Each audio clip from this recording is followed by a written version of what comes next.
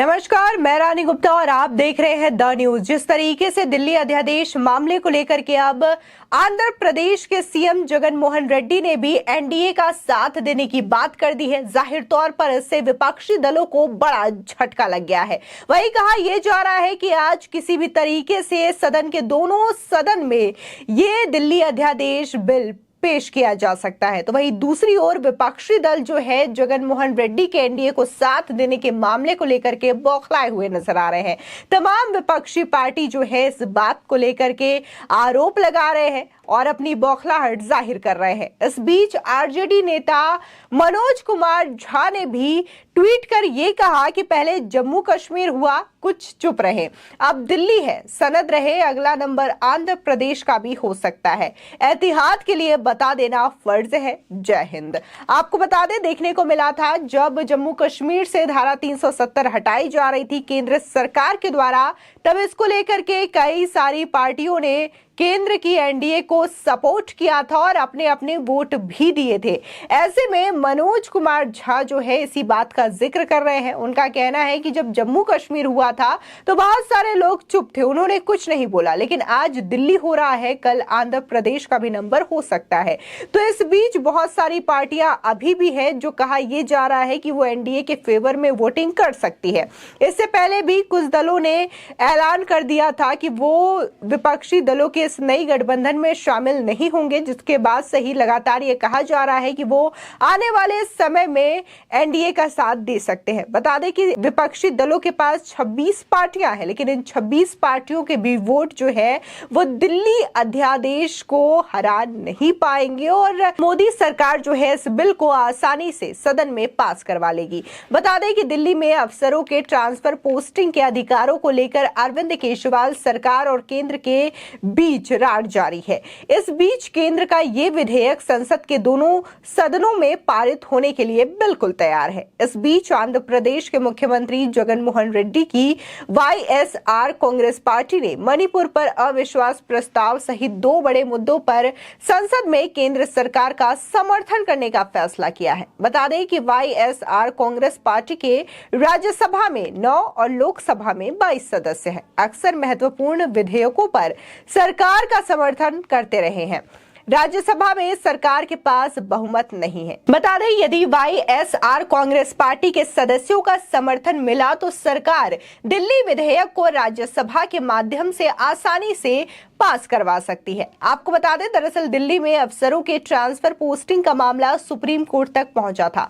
Supreme court ने अरविंद केजरीवाल सरकार के हक में फैसला कहा था कि दिल्ली पर पहला हक दिल्ली की जनता द्वारा चुनी सरकार का है, लेकिन केंद्र सरकार ने सुप्रीम कोर्ट के फैसले को अध्यादेश के जरिए पलट दिया था और साथ ही केंद्र के हवाले से यह कहा गया था कि दिल्ली जो है एक सेंसिटिव स्टेट है, यहाँ पर जितने भी अधिकारियों की पोस्टिंग की जाए वो सुरक्षा के लिहाज से काफी ज्यादा मायने रखती है।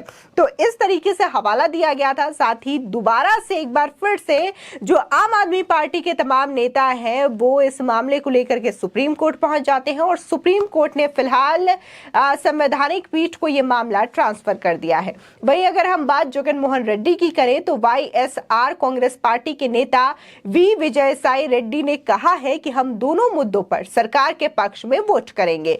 पार्टी के 22 सांसद मणिपुर संकट पर लोकसभा में विपक्ष द्वारा प्रायोजित अविश्वास मत में सरकार का साथ देंगे।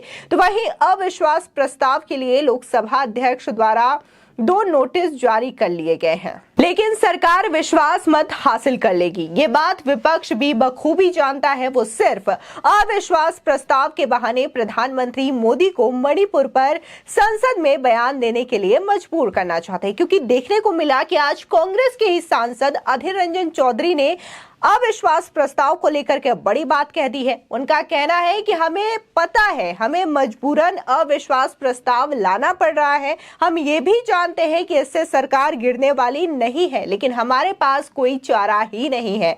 आपको बता दें कि दिल्ली की सत्तारूढ़ आम आदमी पार्टी केंद्र के विधेयक के खिलाफ अपनी लड़ाई में समर्थन जुटा रही है और बीजेपी पर राजधानी में अधिकारियों पर नियंत्रण हासिल करने की पूरी कोशिश करते हुए कानून के शासन को खत्म करने की कोशिश करने का आरोप भी लगा रही है।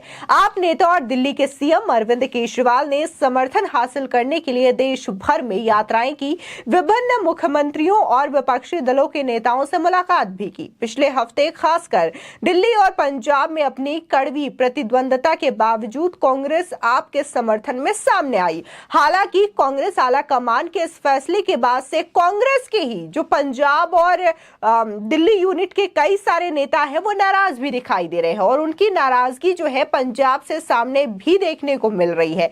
लेकिन इसके बावजूद कांग्रेस जो है वो आम आदमी पार्टी का समर्थन कर रही है। बता दें कि राज्यसभा में 238 सदस्य है, बहुमत का आंकड़ा 120 है। बीजेपी और सत्तारूढ़ राष्ट्रीय जनतांत्रिक गठबंधन यानी कि एनडीए में सहयोगी दलों के पास 105 सदस्य है।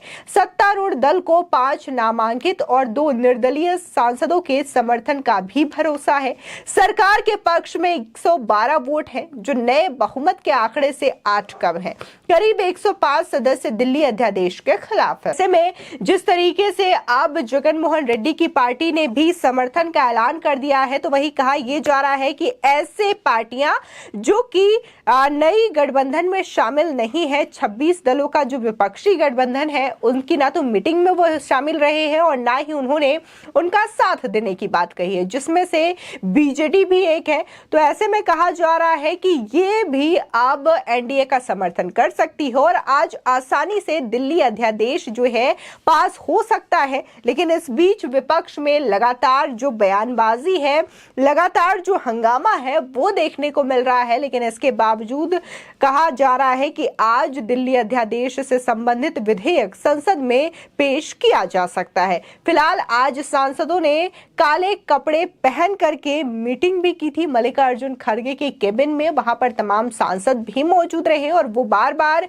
ये कह रहे हैं कि प्रधानमंत्री मोदी जो है वो मणिपुर पर चर्चा ही नहीं कर रहे हैं, जिसकी वजह से बार बार हंगामा का सिलसिला दोनों ही सदनों में देखने को मिल रहा है और बार बार सदन की कार्यवाही को स्थगित करना पड़ रहा है। तो वहीं दूसरी ओर आरोप ये भी लग रहे हैं कि जो विपक्ष के सांसद हैं वो सिर्फ और सिर्फ हंगामा करने की नीयत से ही आ रहे हैं, क्योंकि सरकार तो पूरी तरीके से तैयार है मणिपुर की मुद्दे को लेकर के चर्चा करने के लिए, लेकिन जो विपक्ष सिर्फ और सिर्फ प्रोपेगेंडा फैला रहा है, सिर्फ हंगामा करने की कोशिश कर रहा है और कहीं ना कहीं आम जनता को गुमराह करने का भरपूर प्रयास भी विपक्ष के द्वारा किया जा रहा है। यूं तो अरविंद केजरीवाल ने दिल्ली विधेयक से जुड़े मामलों को लेकर के विपक्षी दलों से समर्थन मांगने की पूरी कोशिश की, चाहे फिर वो ममता बनर्जी से मुलाकात करने के लिए गए हों, शरद पवार, उद्धव ठाकरे, अखिलेश यादव, तमाम नेताओं के साथ उन्होंने मुलाकात की। इन तमाम नेताओं ने आश्वासन तो दिया है कि वो अरविंद केजरीवाल का भरपूर समर्थन करेंगे, लेकिन कहीं ना कहीं अरविंद केजरीवाल ऐसे पार्टियों के पास गए जिनके ऑलरेडी सदस्यों की संख्या कम है, लेकिन वहीं दूसरी ओर एनडीए के पास लोकसभा में पूरा बहुमत है, पूरा आंकड़ा है, आसानी से लोकसभा में यह बिल पारित हो जाएगा। लेकिन अगर राज्यसभा की बात की जाए तो यहां पर भी एनडीए को काफी ज्यादा मुश्किल नहीं झेलनी पड़ेगी। यहां पर भी कई सारे ऐसे पार्टियां हैं जो कि हर मुद्दे पर बीजेपी का समर्थन करती हुई नजर आई है, चाहे फिर वो धारा 370 का मसला हो या फिर कई सारे ऐसे विधेयक जो कि पिछले 9 सालों में मोदी सरकार के द्वारा पारित किए गए और एक भी विधेयक ऐसा नहीं रहा जो कि राज्यसभा या फिर लोकसभा में फंसा हो। हर विधेयक मोदी सरकार ने बड़ी ही आसानी से पास करवाया है। ऐसे में अध्यादेश के मसले को लेकर के भी लोगों के द्वारा यही उम्मीद की जा रही है कि बस दिल्ली संबंधित इस विधेयक को पेश करने की जरूरत है, लेकिन आसानी से यह विधेयक पास हो जाएगा। इस खबर को लेकर के आपकी क्या राय है हमारे कमेंट सेक्शन में जरूर बताएं। आगे की और भी अपडेट के लिए चैनल को सब्सक्राइब करना ना भूलें।